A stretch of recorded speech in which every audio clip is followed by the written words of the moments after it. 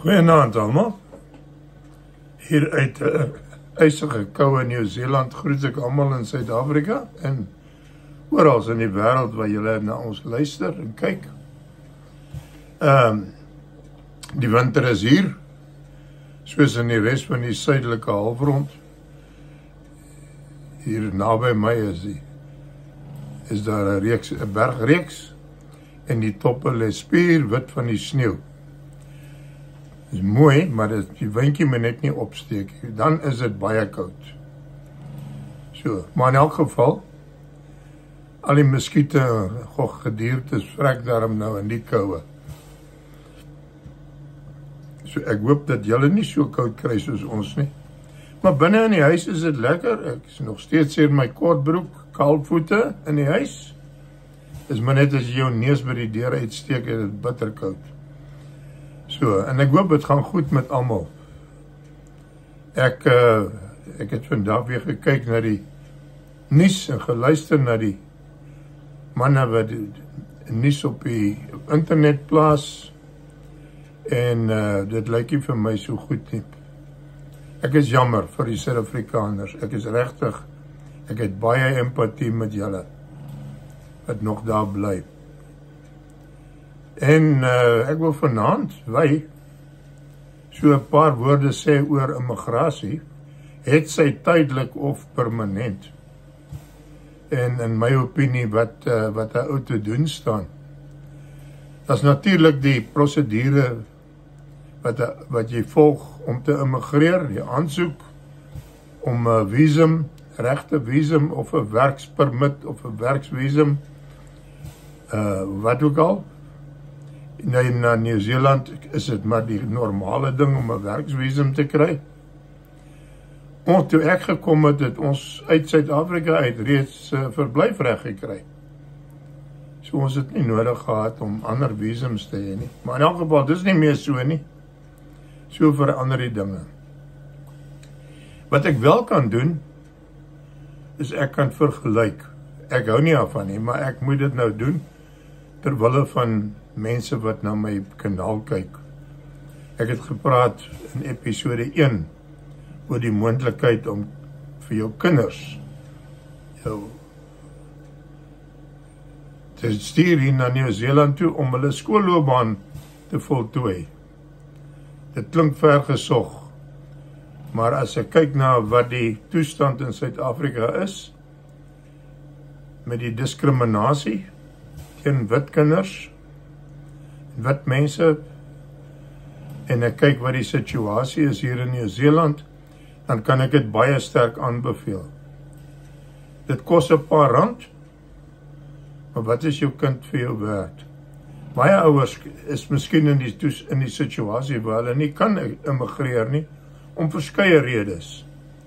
Maar jy kan ten minste jou kind vroegtydig blootstel en te laat sy skool voltooi. Hier waar hy veilig is, waar hy vry is, waar hy 'n normale mens kan wees, wat so baie gaan beteken vir sy persoonlikheid en ontwikkeling en sy interaksie met ander mense, sy uitkyk op die lewe heeltemal verander. Waar jy nie oor jou skouer hoef te kyk nie. Ek het net nou geluister na 'n gesprek wat Isak Du Plessis gehad het met 'n Suid-Afrikaner wat in Johannesburg woon. Toe praat hulle van Ellis Park, waar dit te gevaarlik is om te gaan rugby kyk. Nou kan ek vir u sê, wat ek nou self ervaar het. Hier op die Noordeiland, in Auckland, is op die noordelike deel van Auckland,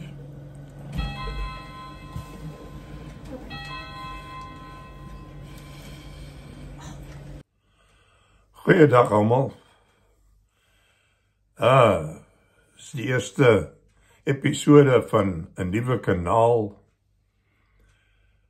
Die kanaal se naam Oom Ad Gesels. Ek wil hom graag bekendstel. So ietsie oor myself eers, dat julle weet waarvan af ek kom. Ek is in 1941 in Harrismith, daar in die koue Vrystaat gebore. Ek het in Durban groot geword.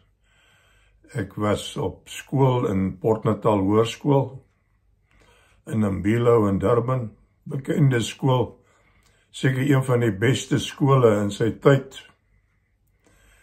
Ek het later, na skool is ek aangesluit by die Suid-Afrikaanse Lugmag. Ek was 'n totaal van 7 jaar in die lugmag, voltyds, en toe het ek nog 'n paar kampe daarna gedoen.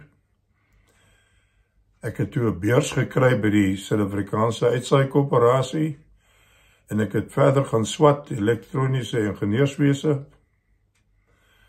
En daarna het ek my beurs afgewerk by die SAIK, en grotendeels oprigting van die FM radiostasies reg oor die land, van Constantiaberg in Kaapstad, Parel,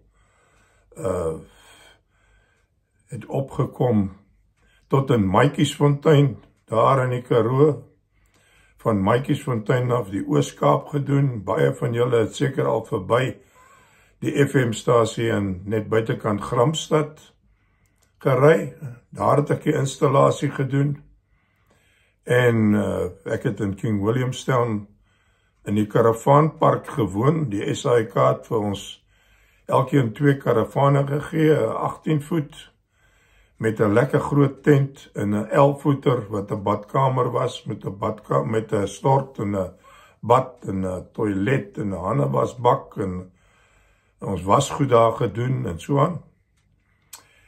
En van Maatjiesfontein af, waar ek 8 maande was, daar bo op die Witteberge het ons die FM-stasie gebou, en ek was verantwoordelik vir die aan mekaar sit van al die lugdraad, die antennes en die senders en ontvangers en al die elektronika binne in die gebouetjie. Daarvan af is ek King Williamstown toe, waar ek in die Oos-Kaap die Springbok Radio, FM Springbok Radio, daar in Oos-London se AM-stasie ingerig het. En ek het in Gramstad, net buitekant Gramstad, het ek ook gewerk. En dan Butterworth, daar in die Transkei. En van King Williamstown af is ek verplaas na Magubus Kloof toe. Daar was ek verantwoordelik vir die Heinertsburgstasie, wat daar bo op die berge staan, net buitekant tussen Pietersburg en Sanin. En terwyl ons daar was, het ek my beurs afgewerk by die SAIK, en ek het daarvan af weg. En toe het ek vir 'n tydjie op Rustenburg, was ek ingenieur by die Rustenburg Platina myn, vir 'n bietjie ervaring in swaarder ingenieurswese. En daarvan af is ek weer terug Kaap toe. In die Kaap het ek pos gekry by die ou Kaapse Technikon. Daar het ek klas gegee. In 1973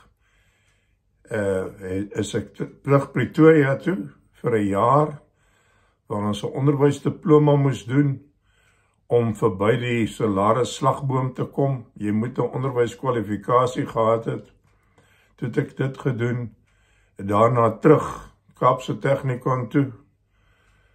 En van Kaapstad af is ek Durban toe, na die Natal Technikon.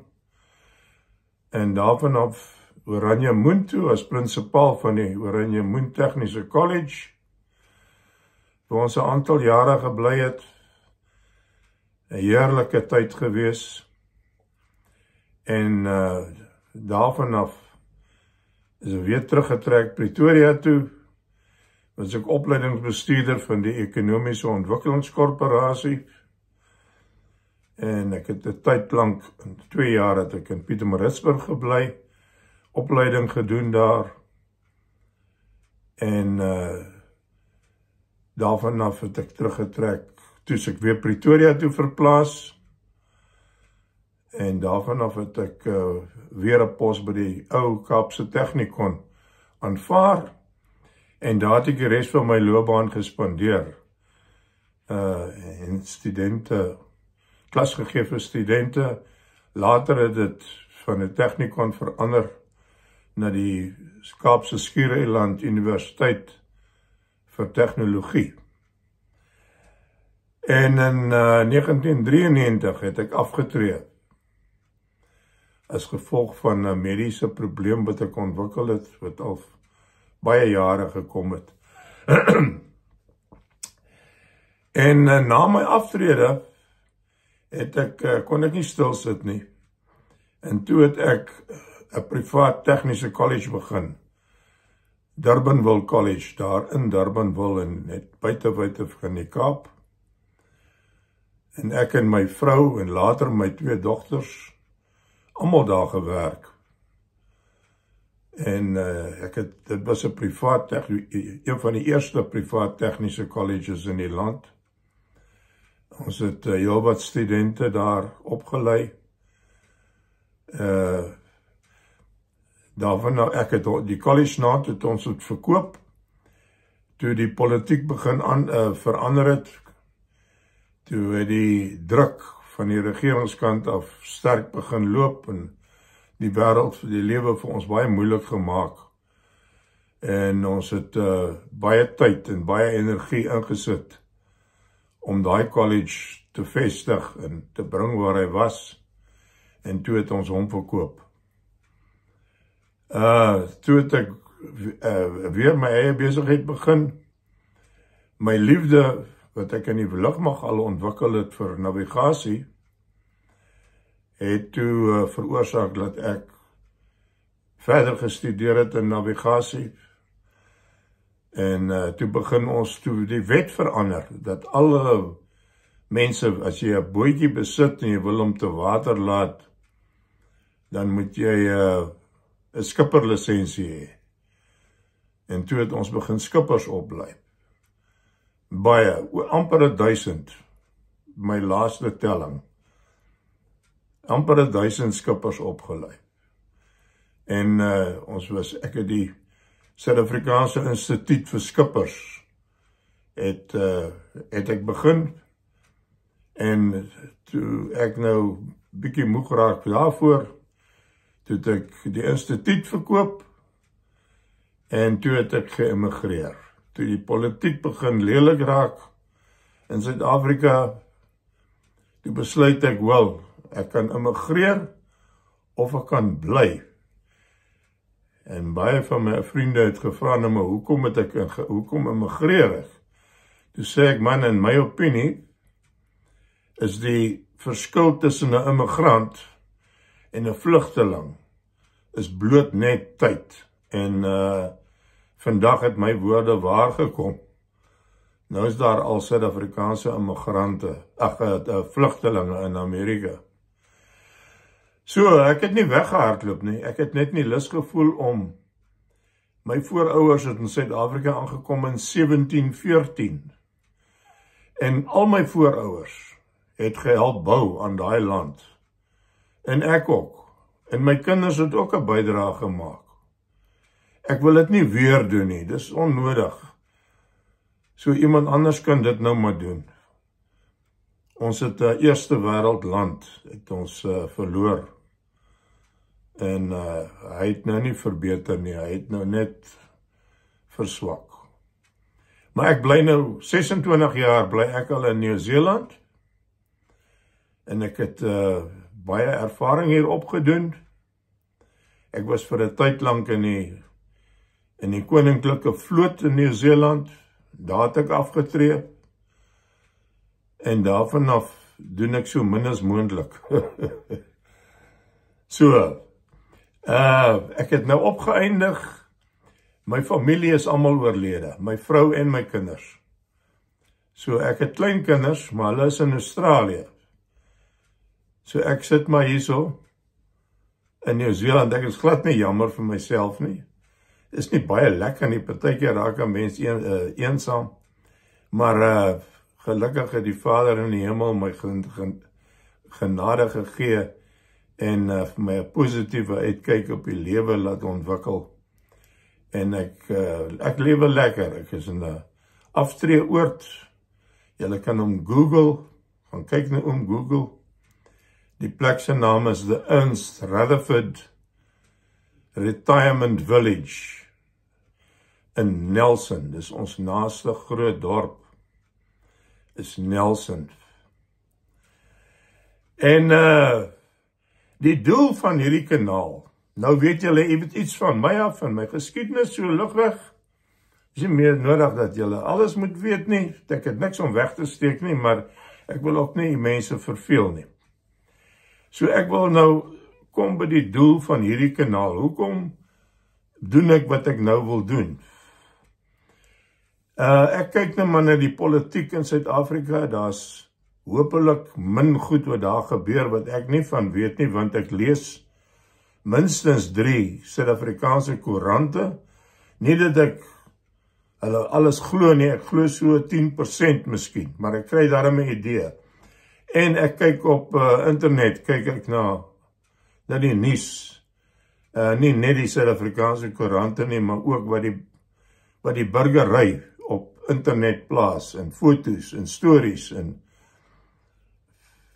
die klas van goed. So ek is heeltemal bewus van die situasie in Suid-Afrika. Nou, daar's mense in Suid-Afrika, gesinne, wat nie kan immigreer nie. Wat seker graag wil, maar daar is 'n paar redes hoekom nie. Of hulle vir kwalifikasies laat dit nie toe nie, want Nieu-Seeland, ek gaan spesifiek Nieu-Seeland noem, want ek ken dit die beste. Ek sê nie dis die beste land nie. En ek wil ook hier baie duidelik stel, ek is nie 'n immigratieagent nie. Ek is nie geregistreer om inligting te verskaf, om mense te begelei en vir hulle alles te kan vertel soos 'n agent nie. Ek vra nie 'n sent geld vir wat ek doen nie. Ek doen dit uit die liefde en die verlange na my land en my mense, wat dit nie so lekker het nie.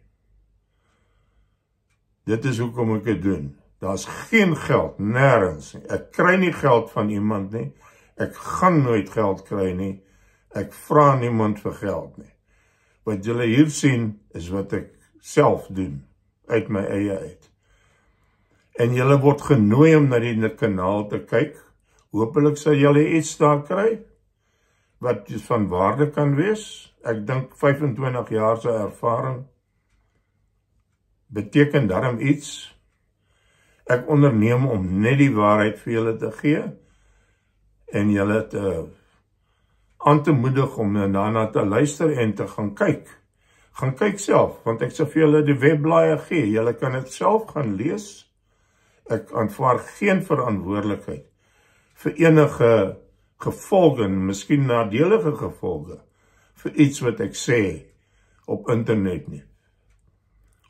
Ek het nie alles onder beheer nie. Dit is nie onder my beheer nie. So wat ek sê is vandag geldig, maar nie meer noodwendig môre nie.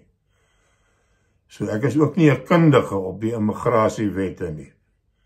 So laat ons mekaar daar baie duidelik verstaan. Ek moedig geen mens aan om te immigreer nie. Dis jou eie keuse. Al wat ek doen, is ek vertel vir julle wat ek ervaar en ervaar het en sien hier in Nieu-Seeland. En hoekom hier so baie Suid-Afrikaners is. Met ons vorige nasionale verkiesing in Oktober 2023, by die stembusse was daar 'n oud Suid-Afrikaner wat daar gewerk het, wat ek geken het. En ek het vir hom gevra, jong, het julle al gekyk hoeveel ex-Suid-Afrikaners is op die kieserslys van hierdie kiesafdeling? Nou, julle kan dit op Google gaan kyk, dit is Nelson en Richmond, hierdie area. Toe sê my, ja, hy het al. Toe sê ek hoeveel? Toe sê hy is 995 ex-Suid-Afrikaners op die kieserslys. Nou, dis nie die totaal nie, want jy kan eers op die ouderdom van 18 stem.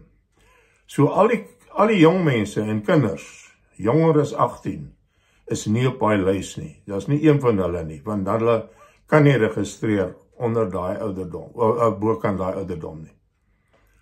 So ons is by verre weg oor 1000 wat net in hierdie area van ons woon. My vriende by wie ek kuier en wie vir my kom kuier en so aan, is almal ex-Suid-Afrikaners. Ek het Kiwi vriende ook, ja, maar nie so intieme vriende as my Suid-Afrikaanse vriende nie.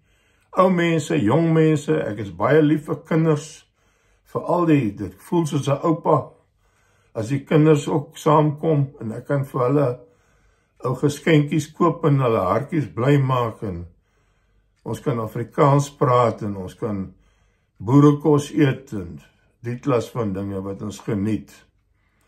En 'n bietjie van ons kultuur laat afvryf van die kinders ook. Dat hulle dit nie heeltemal vergeet nie. So, laat ek so ietsie vertel van die kinders. Nieu-Seeland is 'n veilige land. Ek wil dit nie vergelyk met Suid-Afrika nie, want dis ander omstandighede.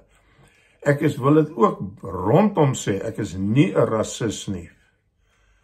Ek kyk nie na mense velkleur nie. Daar was jare wat ons dit gedoen, wat ek het gedoen het. Maar ek het dit ontgroei, want ek het, na 25 jaar is ek nie meer blootgestel aan dit nie. Hier is wel 'n redelike groot Indiër, 'n groep Indiër immigrante. Maar dit is heeltemal ander mense as die wat julle aan gewoond is in Suid-Afrika. Onthou, hulle mag, om hier in te kom, mag jy geen kriminele rekord hê nie. Jy moet ook kan Engels praat, en jy moet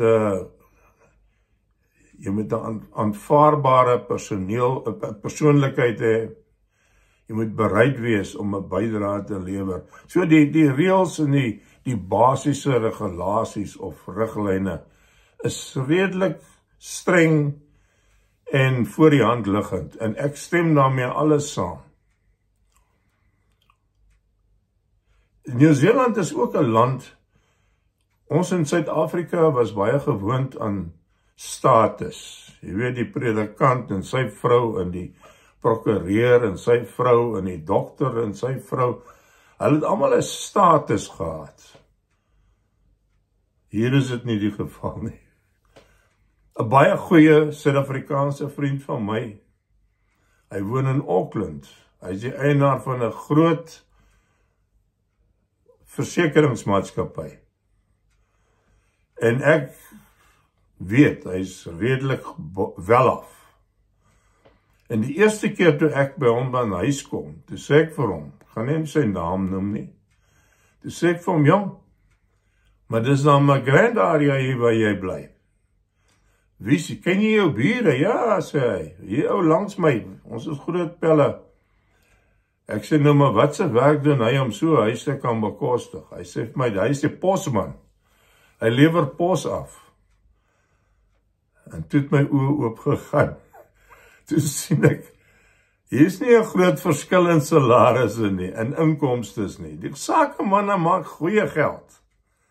Want die salaris ouens almal is min of meer op dieselfde vlak.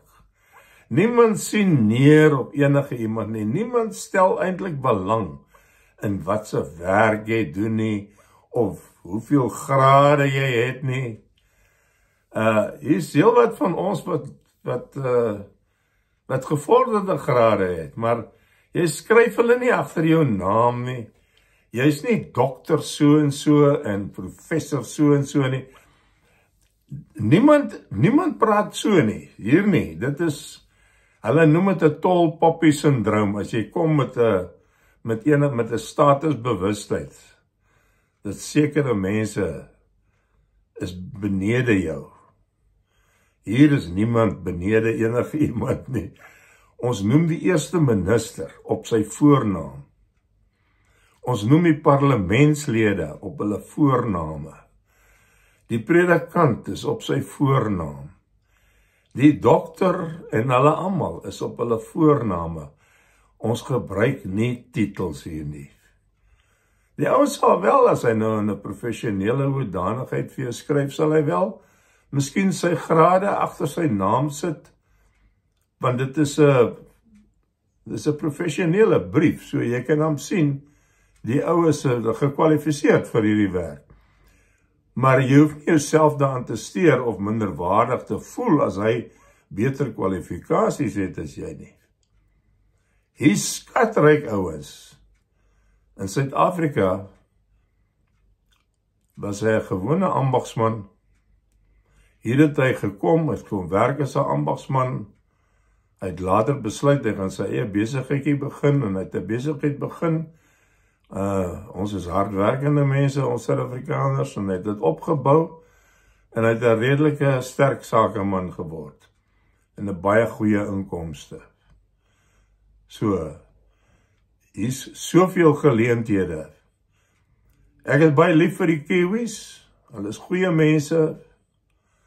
Hulle het een fout, as ek mag eerlik wees. En dit is, hulle is nou nie so godsdienstige klomp as 'n groep, as 'n nasie, as ons nie. Hier is 46% van die Kiwis is kerkgangers, beoefen 'n geloof. Natuurlik, meeste is Engelse, meeste is Presbyteriaans of Methodiste of so, wat nie pla nie, maar oor die 50% het glad nie 'n geloof nie. Dit word ook nie algemeen oorgesels nie.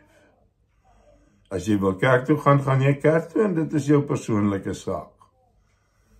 Hier en dit is ook, miskien sal die konservatiewe kerkgangers in Suid-Afrika frons, as ek vir julle sê, ek gaan kerk toe, in die somer dra ek 'n kortbroek en 'n hemp en 'n paar sandale en ek gaan kerk toe so. En ek is nie die enigste ou nie, baie mense gaan so. Ons is nie statusbewus nie. Ons dink nie ons is beter as enige iemand anders nie. So, kom ons gesels 'n bietjie oor die kinders. Nou jy weet, jy kan gaan enige plek in die wêreld. Dan kry jy kinders, dit hang baie af van die ouers. Dit hang eintlik alles af van die ouers.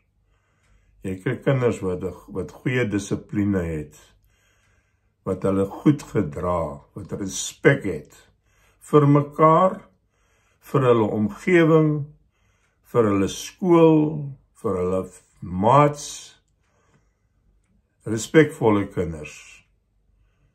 En dan kry jy 'n paartjies wat die swart skape is.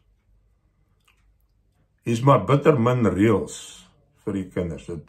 Reëls kom maar van die ouers af. Byvoorbeeld, ek het nou al skoolkinders gesien wat grimering dra.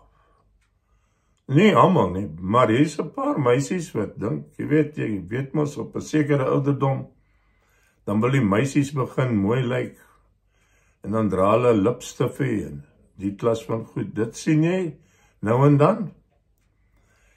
En hier's 'n paar seuns wat party hou van lang hare, ander hou van kort hare. Maar as ek oor die algemeen praat, is die kinders, hulle respekteer my en my ouderdom, respekteer hulle en ek het nog nooit klagtes hoef te geopper het nie. Hulle is baie bewus dat ek 84 jaar oud is en dat ek nie meer, ek is in 'n rolstoel, nie omdat ek lam bene het nie, maar ek het 'n longprobleem. Ek het gedurende die oorlog het ek daarbo in Angola, het ek 'n wond opgedoen wat my regter long beïnvloed het en ek het hom naand verloor. So ek het net my linker long oor en die is nou nie baie gesond nie. So ek is baie kort asem, ek kan net so 10 tree loop, dan moet ek sit. En toe kry ek maar later van my elektriese rolstoel. Nou gaan dit baie beter met my. Kom nog oral waar ek wil. Ek ry met die bus, ek kon nie meer my kar bestuur nie. So ek besit glad nie 'n kar meer nie. Maar ons publieke vervoer hier, ek gaan dorp toe met die bus en met my rolstoel en al. Die bus het so 'n bruggie wat hy neerlaat. As hy by jou stop, jy kan met jou rolstoel met groot gemak ry jy in. En daar is 2 spesiale parkeerplekke binne in die bus vir 'n rolstoel. En daar sit ek, en as daar mense sit, staan hulle maklik op en dan gee hulle plek dat ek kan daarin, anders moet ek in die paadjie staan. So, daar is ons baie gelukkig. Nou goed, kom ons praat oor skole. En ek wil geen skool spesifiek adverteer nie. Hulle weet nie eens wat ek nou hier doen en sê nie, die skool. Maar ek is goed bekend met hulle, want die Suid-Afrikaanse vriende van my, wie se kinders in daai skool is. En ek ken die skool goed, ek ry baie daar verby. Dit is nie ver hier vanaf waar ek woon nie. Maar hulle neem internasionale studente ook in, van 'n groot verskeidenheid lande. Selfs so ver as Chili, in Vietnam. En daar's, ek gaan vir julle die webadres gee. En dan kan julle self gaan kyk wat daar aangaan. Hierdie skool, behalwe die klomp internasionale studente wat hulle het ongeveer so 1000 leerlinge. En dan 'n groot gedeelte, nie 'n groot gedeelte, maar 'n gedeelte van hulle is internasionale studente. Hulle het 'n spesiale vak. Hulle noem dit ESOL, E-S-O-L. Dit is niks anders as basiese Engels nie, want hier kom mense wie se kinders glad nie kan Engels praat nie, en die skool se gebruikstaal is in Engels. So hulle gaan doen eers hierdie kursus, dan kan hulle basiese Engels magtig raak, dan kan hulle in 'n klas sit, en dan kan hulle res van hulle onderwys kan hulle dan in Engels kry. Maar jy weet, 'n kind is soos 'n spons. Hy suig alles op. Waar dit 'n groot mens 'n jaar vat om iets reg te kry, om iets 'n nuwe ding aan te leer, vat dit 'n kind miskien 'n maand of miskien 2 maande. Maar die kinders pas baie maklik en baie vinnig hier aan. Hier's van my vriende wat uit die Vrystaat uitkom. Klein Vrystaatse dorpies, die kinders daar groot geword, en hulle is glad nie Engels. Hulle Engels is ook maar net vir selfverdediging. Maar hulle kom hier en voor jy kan jou oë uitvee, dan praat daai kinders Engels, soms met 'n Kiwi aksent ook. So, dit is glad nie 'n berg in jou pad nie, die Engels nie. En ek wil julle net vertel van die moontlikheid om jou kind hiernatoe te stuur, met sy voordele en ook sy nadele. Ek weet wat in die skole in Suid-Afrika aangaan. Dis vir my baie duidelik.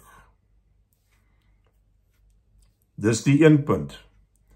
In teenstelling daarmee, weet ek ook, dit is vir 'n Suid-Afrikaner, wat in 'n rand verdien, is 'n dier, hier in Nieu-Seeland, is 'n duur land, kos jou R11 vir $1, 11 tot 12 rand partykeer, en as jy baie gelukkig is, naby aan R10 vir $1.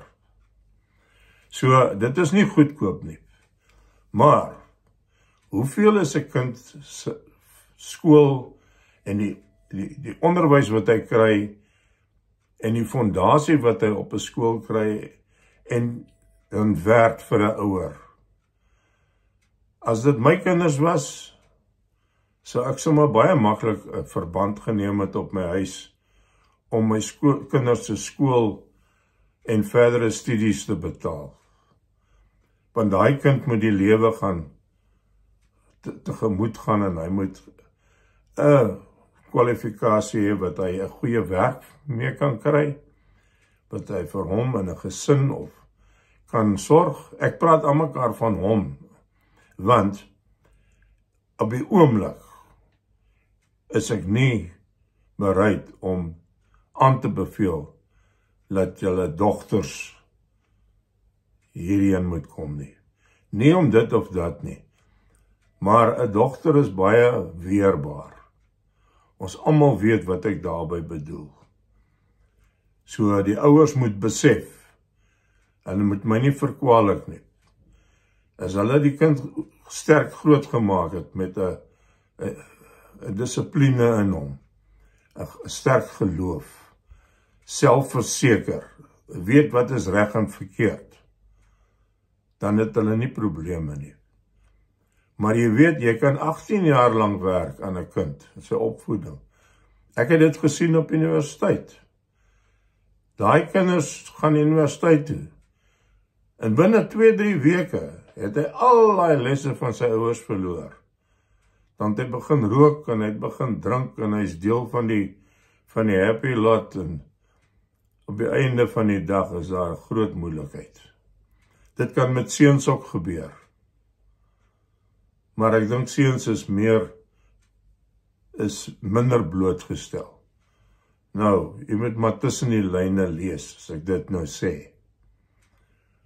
Maar as hy 'n goeie fondasie het, wat hy by sy ouerhuis gekry het, dan behoort daar nie groot probleme te wees nie, want hier is heelwat kinders wat ek as 'n voorbeeld kan noem. So die blootstelling hier op skool is 1000-mal beter as in Suid-Afrika. Ek is nie 'n rasis nie, glad en geheel nie. Maar daar's tog 'n groot verskil in Suid-Afrika tussen wit en swart. Jy sal nie daai verskil hier sien nie.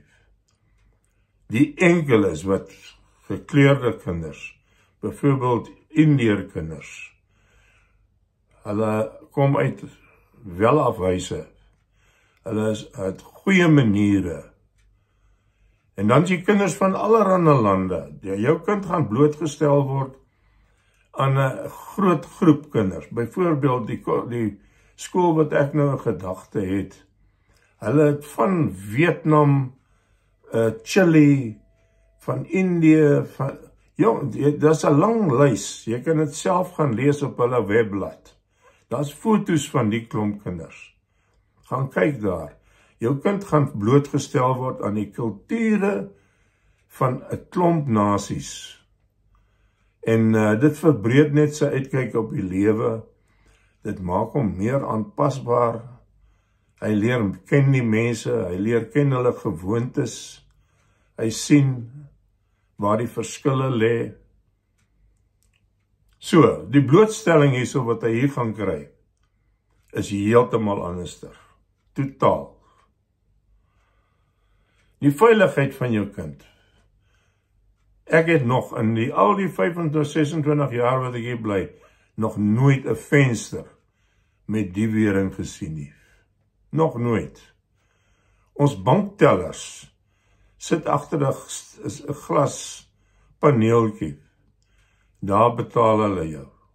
Betaal jou uit en vat kontant in en so aan. Dis ongewoon dat hier 'n rooftog of iets gebeur. Dit is voorblad nuus as iemand iets steel. Jy sal byvoorbeeld die koerant oopmaak en dan op die voorblad dan vertel hulle jou van 'n ou wat te vinnig gery het en het 'n kat doodgery. En die arme kat het gelei en daai ou hoort nou eintlik in die tronk, want dink net aan die arme kat. En dink dan aan die kat se eienaars, daai familie wat gaan treur oor die kat. Dis 'n groot storie. Dit is nie moord en doodslag nie. Ons het nie sulke goed nie, ja, maar dit is meestal familietwis.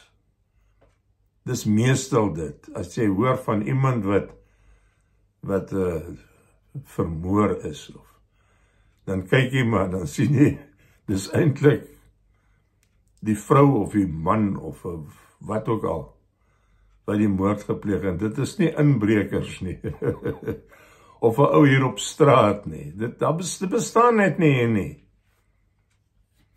As jy kan 4 uur in die oggend, wat ek baie keer 4 uur, dan gaan skep ek vars lig, dan ry ek hier uit. Dan kry ek jong meisies wat draf. Stoksiel alleen, in 'n donker straat. Hier draf hulle vir oefening.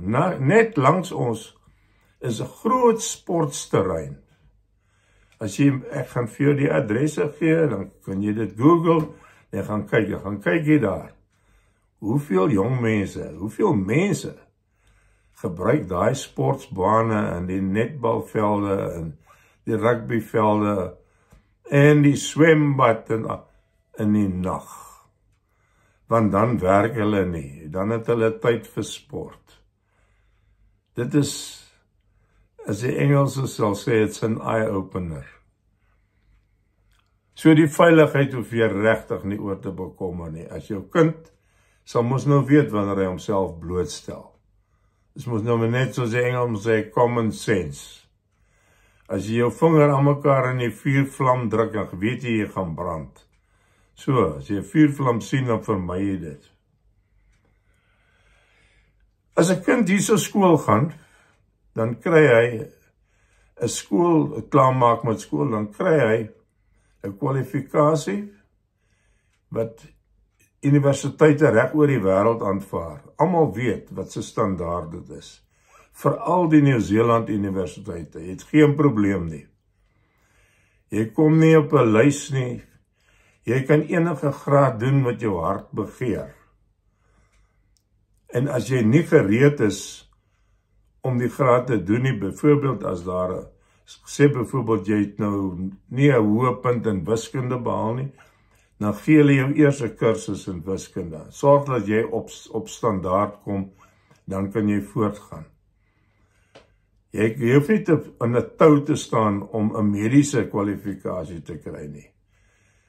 Dokters en verpleegsters, hulle almal kry grade, né? Die verpleegsters hierso gaan universiteit toe vir 3 jaar en dan kan hulle gaan verpleeg. Hulle al hulle praktiese opleiding ook gehad en dan na 'n jaar of 2 of 3, ek is nie doodseker van die tydperk nie, maar dit is nie baie lank nie, kan hulle terug aan die universiteit toe vir 'n jaar en doen hulle 'n meestersgraad. En dan word hulle wat hulle noem 'n nurse practitioner. 'n Gewone dokter is 'n general practitioner. Maar hierdie nurse, hierdie verpleegster word nou 'n nurse practitioner. Dit is 'n kwalifikasie wat hulle toelaat, hulle registreer dan kan hulle mediese ondersoeke doen en hulle kan voorskrifte doen. Hulle mag 'n voorskrif uitskryf vir pille of medikasie of wat ook al nodig is. Hulle mag nou net nie operasies doen nie. Maar die res van 'n dokter se pligte kan hulle doen. Hier waar ek woon, is hier 2 nurse practitioners en seker omtrent 20 of 25 gewone verpleegsters. En dan het ons seker omtrent 50 wat hulle noem carers. Mense wat net 'n caring kursus gedoen het en hulle sal gee vir jou van jou wasgoed, van jou kos, alles word hier gedoen vir jou. Ek woon in 'n aftreeoord. Hulle kom maak my 'n bed op in die oggend, geef my ontbyt hier in my kamer, bring vir my tee en koffie, geef my pille, ek hoef nie bekommerd te wees daaroor nie, vat gister se wasgoed, dit gaan na die wasgoedkamer toe, daar was hulle jou wasgoed, hulle merk tot jou klere met jou naam op, en as jy siek is, ons het ons eie hospitaal gang hierso, mense wat terminaal siek is.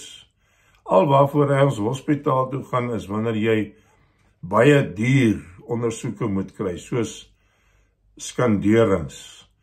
Nou, die aftreeoorder kan nie daai skanderingsmasjiene bekostig nie.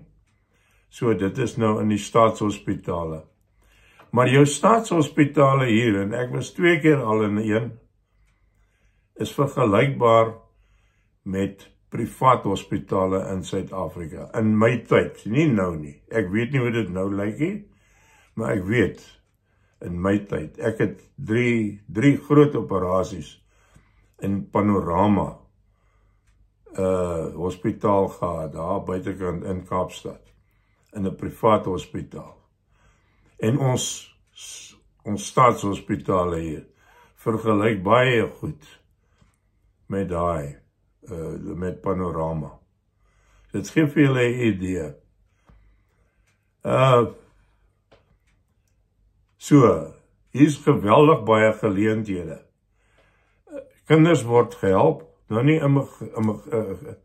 kinders van Suid-Afrika nie, maar as jy 'n Kiwi is, dan gaan jy verniet universiteit toe. Jy kry 'n staatslening, waarmee jy dan kan studeer, en jy betaal daai lening, dat is rentevry, jy betaal hom terug, nadat jy begin werk het, en jy oor die meer as $50,000 'n jaar verdien, dan betaal jy terug.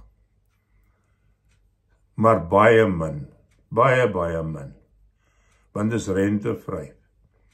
So, dit is hoe dit werk. Verdere opleiding, na skool, so jy kan universiteit toe gaan, of jy kan na dieselfde, min of meer dieselfde as die ou technikons. Jy kan selfs in 'n technikon kan jy 'n graad verwerf. Baie van hulle kursusse eindig in 'n graad, in baie rigtings. Ek sal ook vir julle die name gee van naskoolse inrigtings hier binne trefafstand van waar ek woon. Ek kan maar net vir julle sê, die opleiding hierso, ek het self 27 jaar studente opgelei in Suid-Afrika. Ek was self daar 'n student, ek het vir 'n tydjie en nou nie te lank gelede nie, het ek in België spandeer.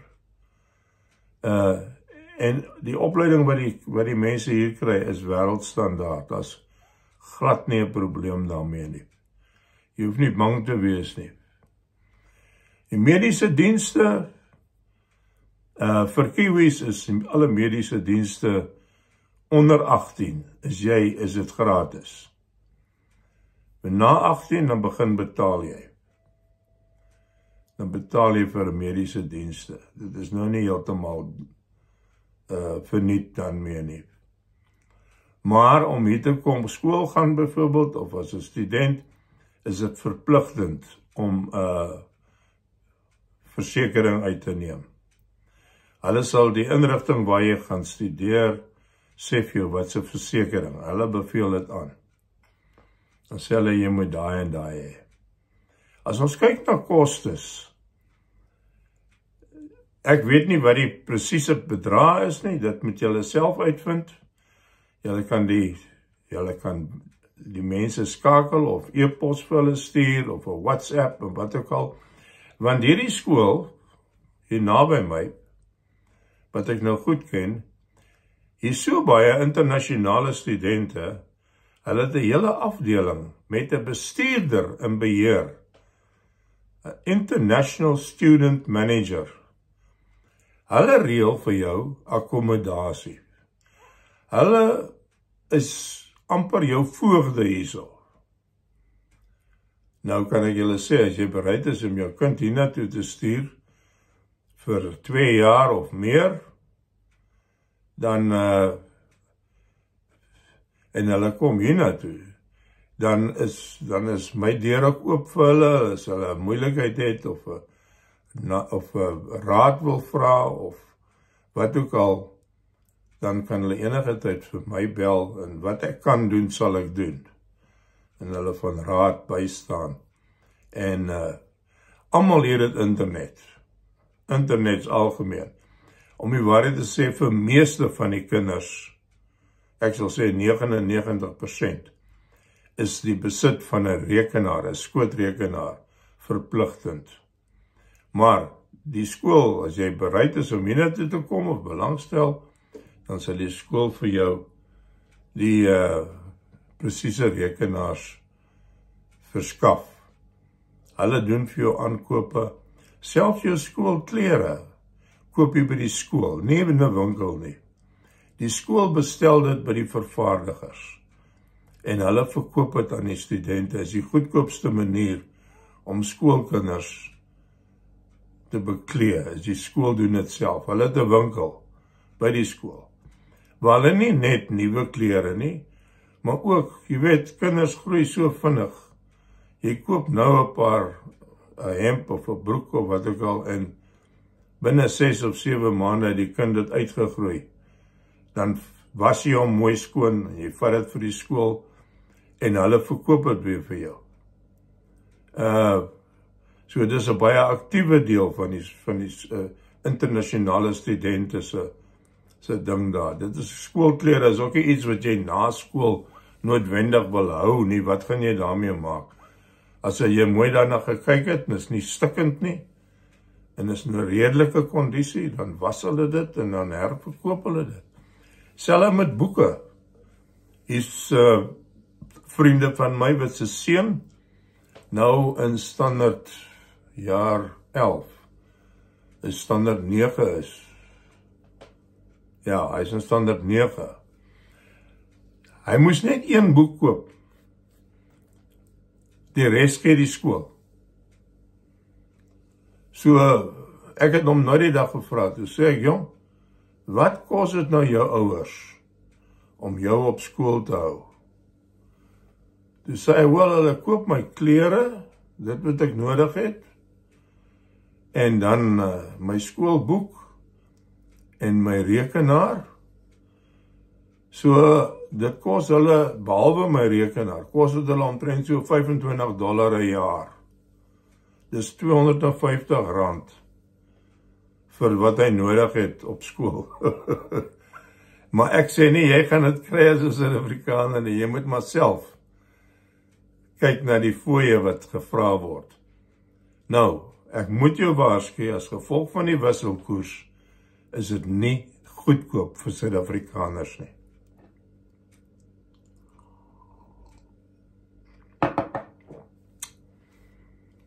Maar, dan vra ek, as jy dit vir my sê, dis te duur, dan sê ek nou maar, wat is jou kind vir jou werd? Wat is jou kind se toekoms en sy opleiding? Wat is dit vir jou werd? En sy tyd wat hy spandeer op skool? Wat help het, hy sit 12 jaar op skool en hy kom daar uit en hy kan niks daarmee doen nie? Wat help dit? Niemand erken sy kwalifikasie nie. Ek weet, my common sense, soos die Engelsman sal sê vir my, daar's maar min kinders wat in Suid-Afrika gaan agterbly. Hulle gaan hulle heil soek oor see, soos nou gebeur. Ek ken niemand wie se kinders nie oor see is nie. Hulle is oor die hele wêreld, soos die ou Jode, hulle is oor die hele wêreld versprei. So, die Suid-Afrikaners is ongelukkig, gaan dit julle ook tref. Soos nou, my eie familie, my broers en my kinders, ek het nog 2 broers in Suid-Afrika, maar hulle kinders, meeste van hulle is oor see, in verskillende lande, van Kanada, orals. En my ander familie, weier is dit, sy kinders is ook versprei. So, selfs in Groenland is daar blykbaar 2 Suid-Afrikaners. Dit wys vir jou. Dit maak jou nie armer nie. Dit maak jou ryker. Want jy hoef nie te gaan lees om die goed nie. Jy kan dit self ervaar. Hier in Nieu-Seeland het hulle 108 dae per jaar skool. Die res van die tyd is joune. En die kinders toer, en die skool reël ook hierdie toere. Hulle gaan sien die hele land. Hier kan jy ski in die sneeu, hier op die Suid-eiland. Jy kan gaan duik hier naby ons. Binne 2 ure se ry is jy by die Tasman Natuurpark. Dis die mooiste kuslyn. Die water is helder skoon. As dit nie sout was nie, kan jy dit maklik drink. Hier is baie min, as hier is, ek weet nie van hulle nie, baie min riviere, wat jy nie jou beker kan vat en vir jou 'n beker water uittap, uitskep en dit drink nie. Hier is net nie besoedeling nie. As jy hier rondry, sien jy feitelik nooit 'n stukkie papier of enige iets wat rond lê nie. Selfs die jongste kinders sien ek, as hulle iets sien op straat of in die sypaadjie wat nie daar hoort nie, hulle sal niks daarvan dink, hulle tel dit op, gaan gooi dit in die naaste vuilnisblik nie. Dit is hoe hulle hier groot word. Dit is 'n groot oneer wat jy jouself aandoen, as jy selfs 'n lekker goed papiertjie net weggooi. Hier word omtrent nooit gerook nie. En hier is ook 'n wet, ek dink is volgende jaar kom dit, dat sigarette, hulle gaan glad nie sigarette eers invoer hier nie.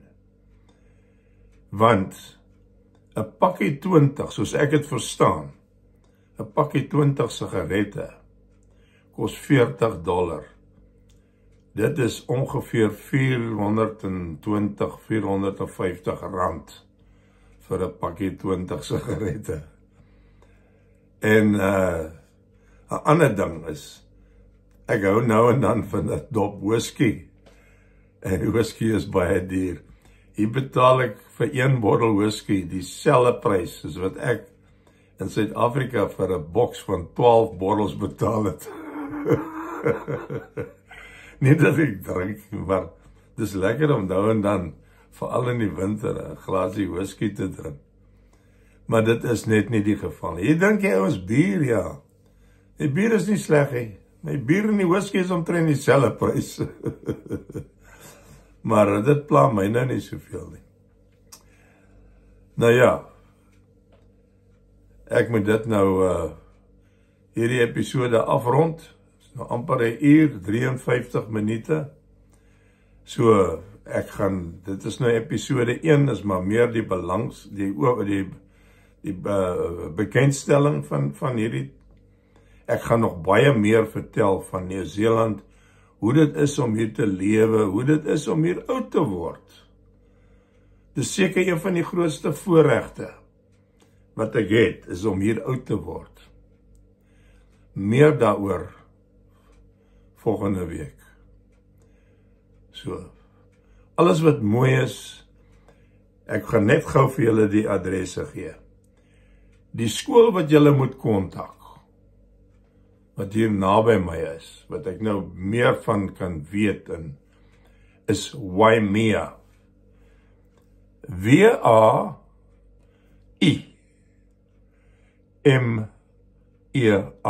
Waimea College. Dit is die skool se naam. Jy kan dit Google of jy kan die webadres gebruik, www.waimea.school.nz vir Nieu-Seeland. Waimea.school.nz. En hy is onder Nelson. Nelson is ons groot dorp se naam, maar sy voorstede is Stoke en Bishopsdale en daai klas van goed. Nou, almal weet waar is Nelson. Jy kan dit kyk op die kaart ook. Dis een van die mees noordelike dorpe op die Suid-eiland. Ek hou van Nelson, want dit is die dorp met die meeste sonskyn per jaar van alle dorpe in Nieu-Seeland. Ek het dit goed nagevors, want ek is so 'n bietjie allergies vir te erge koue. En tussen hakkies, hier hoef jy nie 'n reënjas te hê nie, net 'n reënbaadjie, want die kinders dra nie reënjasse nie. As dit in die somer reën, dan reën daai kinders sop nat.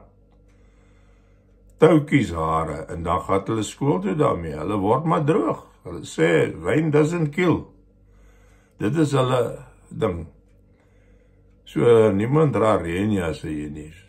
Vroumense en so aan sal hulle miskien 'n sambreel vat, maar, en grimering, die vroumense grimeer ook nie.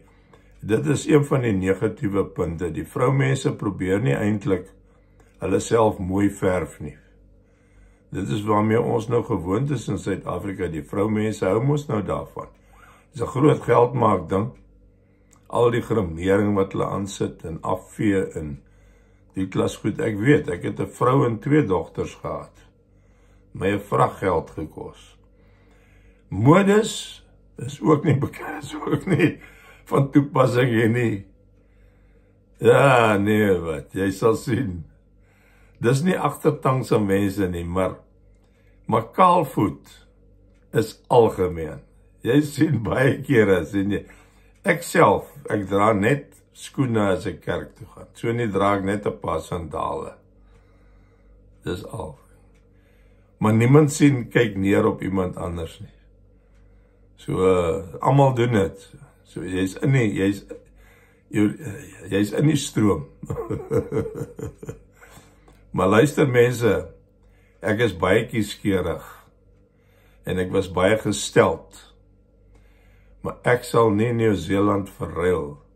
Ek het in 3 lande gebly. Suid-Afrika, Australië en Nieu-Seeland.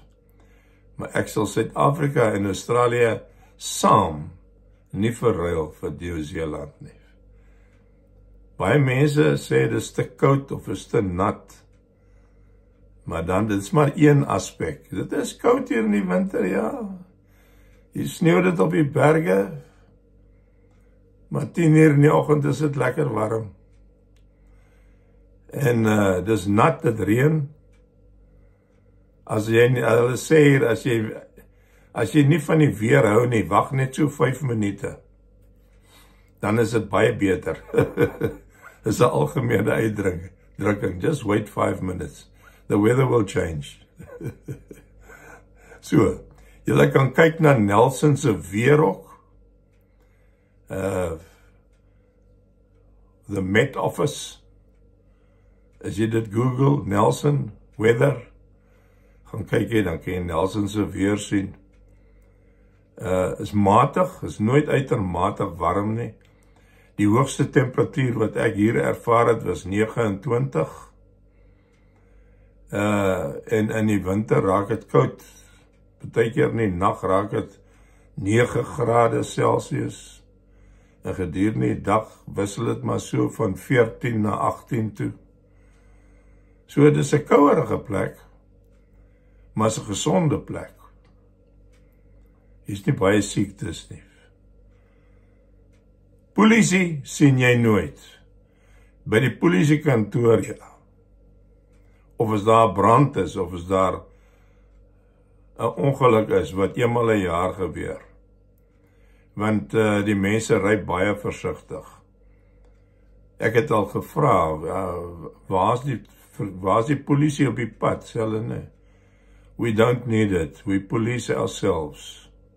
Is dit nie mooi nie? Ons het nie polisie nodig nie.